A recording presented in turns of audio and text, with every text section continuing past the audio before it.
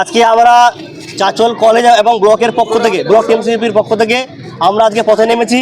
আমাদের মূল দাবি হলো, আমরা দেখছি 1 এপ্রিল থেকে বিজেপি সরকার 900টি ওষুধের উপর ট্যাক্স বাড়িয়েছে। এর ফলে সাধারণ মানুষ চরম সমস্যায় পড়েছে, যার জন্য আজকে আমরা তৃণমূল ছাত্র পরিষদের পক্ষ থেকে পথে নেমেছি।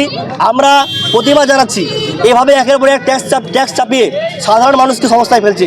আমরা দেখেছি প্যারাসিটামল থেকে শুরু করে ডায়াবেটিস, হার্টের ওষুধ থেকে শুরু করে বাচ্চাদের প্রোটিন খাবারের উপর একের পর একটা ট্যাক্স বাড়ছে। এই আমরা এর তীব্র প্রতিবাদ জানাচ্ছি।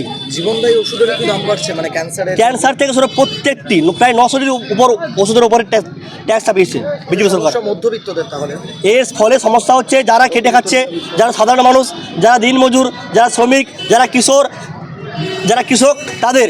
আর এর ফলে লাভ হচ্ছে কাদের?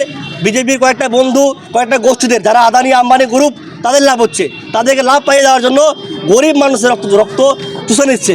আজকে একটা কৃষক জমি থেকে ধান চাষ করে কয়েক টাকা তারা কামাচ্ছে, তারপর ট্যাক্স, ফসলের উপর ট্যাক্স, সারের উপর ট্যাক্স, ওষুধের উপর ট্যাক্স নিয়ে তাদের সমস্ত ধন তারা আদায় করে নিচ্ছে বিজেপি। তারপর আমরা ধিক্কার জানাচ্ছি, আমরা প্রতিবাদ জানাচ্ছি। কতক্ষণ ধরে চলছে? আমাদের প্রায় আধা ঘন্টা ধরে এই বিক্ষোভ চলছে, আমাদের আরও 1 ঘন্টা চলবে এই বিক্ষোভ।